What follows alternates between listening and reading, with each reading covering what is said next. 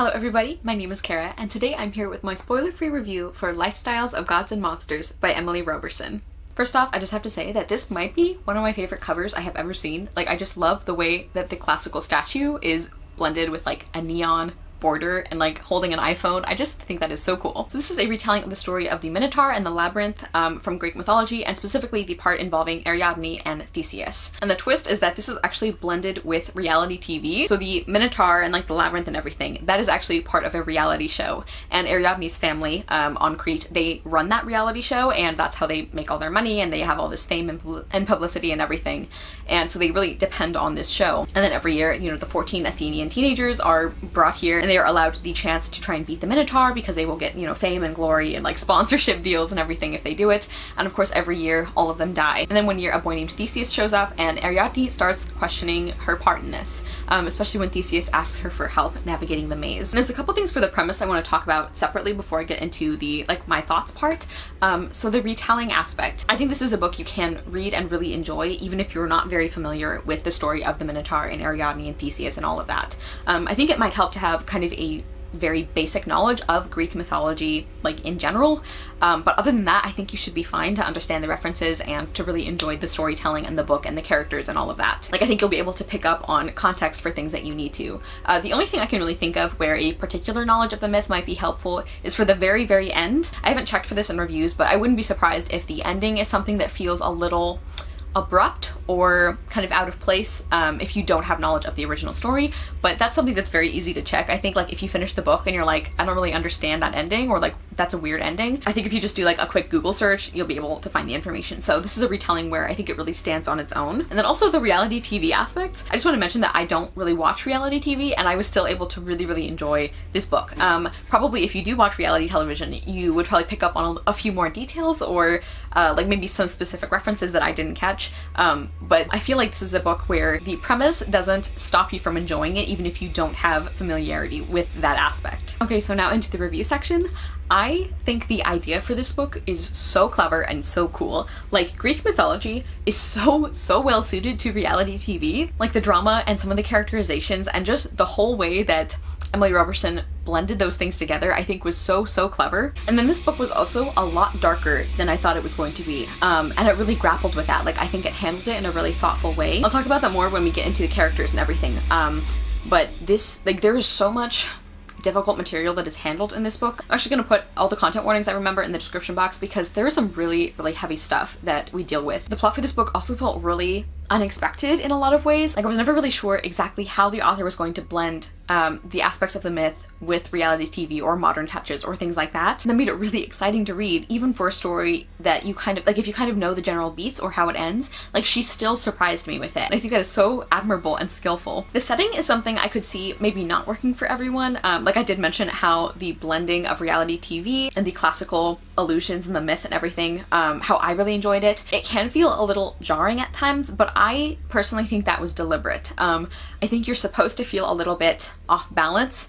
because Ariadne kind of is herself. Even though she has grown up in this very fame-focused, like, cameras on her constantly environment, she doesn't feel like it doesn't come naturally to her. And so I think as the reader, it makes sense that you also are a little bit like put off by that. So for me personally, this was actually an asset to the book. The way that the modern like fame culture and like smartphones and cameras and reality TV and all of that, the way those clashed with the original story and with these very classical images, I really liked that. I again draw your attention to that cover that I love so much. I just think those differences were very intentional. I just really liked the way that every aspect of this book felt very suited to the story it was telling. Like, even the writing, the style is very, like, I feel like it's kind of short and punchy, but every once in a while you get a really beautiful or emotional line or scene, and I really liked that. I think, again, that's a contrast between the very artificial environment and then these moments of real connection with people. Like, the writing style is not overly flowery or descriptive, and I actually liked that. I think, again, that was very suited to the kind of story the author was telling, and I think it also made those emotional moments more, I think it made them have more of an impact because they stood out from the rest of the text. Now, moving into the characters, Ariadne was a main character who took me some time to warm up to, because when she's first introduced, she has a very strong, like, I'm not like other girls vibe, which everyone knows is something I really hate. But I think the book challenges that, and I think Ariadne herself well, I know Ariadne herself really grows to acknowledge that and work to fight that. There's a couple of scenes in particular where Ariadne realizes that she has been judging her sisters for things that she believed to be their fault or their choice. She has been judging her sisters their whole lives, basically.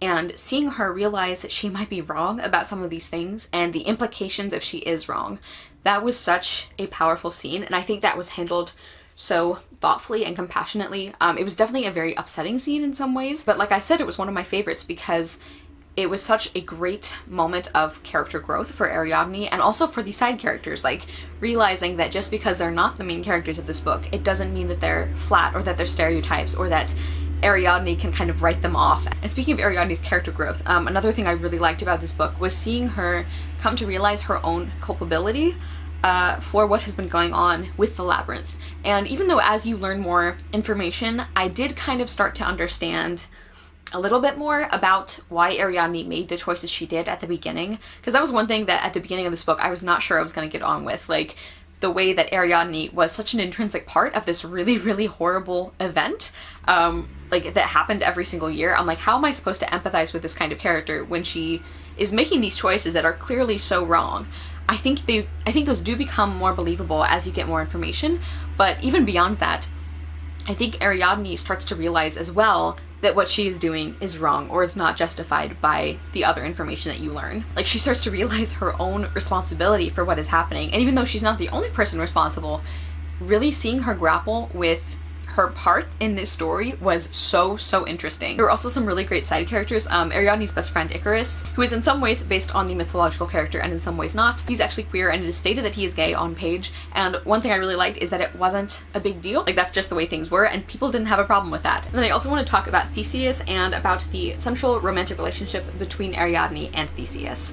And this was probably one of the most surprising parts of the book for me, where I was surprised at how much I liked it, because it's a very fast developing relationship in a way. Like, the initial attraction and interest is very quick, but the actual like learning to trust each other, like Ariadne deciding if she wants to help Theseus or not, those elements were developed I think very slowly, and I felt very believable and like there was enough time given to it. But their initial like interactions and stuff were much quicker than I tend to enjoy, and I still liked the romance so much. Like, I was actually pretty shocked at how much I liked it. I think part of it is that Ariadne's upbringing and her experience up to this point makes it very believable why she would be kind of swept off her feet like this. But another part of it is that I just really liked this version of Theseus. If you guys have any amount of familiarity with the Greek myths, you know that even the heroes are usually terrible people, and Theseus is pretty much no exception. But this version of him I really liked, and I just really liked seeing him and Ariadne together. And actually, I mentioned this in my Goodreads review, but there were multiple places where Ariadne would be interacting with him and she would have this thought of like, why is this happening? Like, why do I care so much about what he thinks? Like, why this boy after me doing this all these years? And as the reader, I kind of had the same feeling. It's like, I don't know why I like him so much. I don't know why I like this relationship so much. I don't know why I like Theseus as a character so much. Just for some reason, something about his personality really worked with Ariadne, and I just thought it was great. And it was actually kind of cool that I was in agreement with Ariadne about that. It was kind of a fun experience of like being very in sync with the main character, where it's like, I don't know why this is working for me. And I also think that overall the emotional payoff for this book was just really excellent. Like, I just think the balance between the fun out there premise and the serious topics and the really important relationships and the emotional moments, I just think all of those things were balanced in a way that I found really beautiful and really effective. This is a book that I was not expecting to get to me so much, which is really unfair of me. Like, I shouldn't have judged a book like that before I finished it. But this is a book I'm going to be thinking about for a really long time. I gave Lifestyles of Gods and Monsters 4 stars, but I'm honestly wondering if it should be higher because I really loved this book. I'm still thinking about it. I anticipate that I'm going to be thinking about it for a very long time. Yeah, I definitely want to own a copy of this at some point. Let me know if you guys have read this book, what you thought of it, or if you're planning to pick it up. I obviously really enjoyed it. Thank you guys so much for watching. I will see you soon with another video, and I hope you love the next book you read. Bye!